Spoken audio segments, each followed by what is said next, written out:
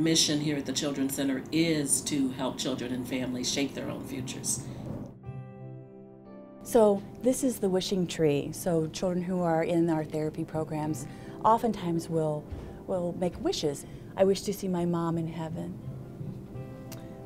I wish my family would get along someday. Things are possible. Their future can be different. What did you see?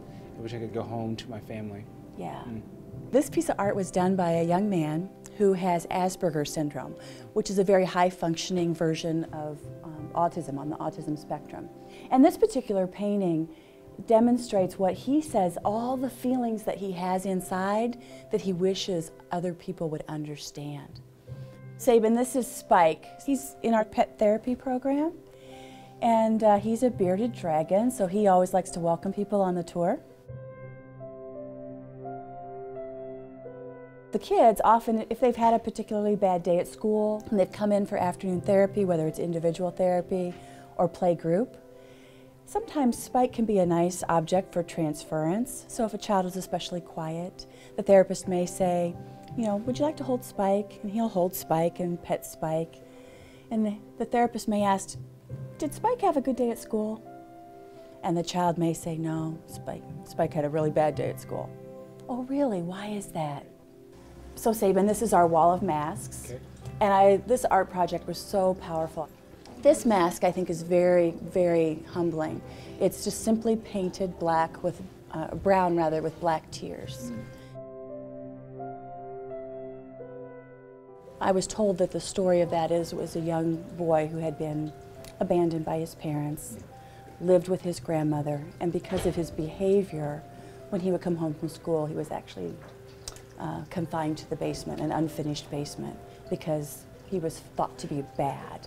But in truth, he just had some behavioral issues that we actually helped that family come through. This was actually created as a part of our diversity fair. Oftentimes our kids see themselves made up of a lot of things, a lot of ethnicities, they see themselves made up of mom and dad, they see themselves made up of good and bad, and our goal is to have them celebrate everything that they are. And so you can see that this is a giraffe horse. It's been completely bedazzled, and it's just a beautiful expression that our kids put together. This client wrote, my name is Freddy and I'm 28 years old. I first came to the Children's Center when I was 7. Everyone thought I was retarded because I didn't speak. What they didn't know is that my drug-addicted mother had beaten me every day of my life for as long as I could remember. She would leave me and my sister locked in the closet for hours, sometimes days. Being locked in a closet is something you never forget. It's like being locked away from the world. We were taken to my grandmother's house. She was mean. She would heat up a spoon on the stove until it was cherry red and then burn me all over my body for no reason. I never ate at the table with the other kids or even on a plate. She would put newspaper on the floor with scraps of food for me to eat like a dog. That lasted about a year until my teacher noticed a burn mark on my neck and reported it. That's when I met Butch Thornton at the Children's Center foster care program. He became my mentor, my friend. He told me it wasn't my fault. The Children's Center helped me to open up, to heal, to love, and to forgive. I eventually earned my high school diploma and pursued a career in law enforcement to help protect other children. You see, mine is just one story.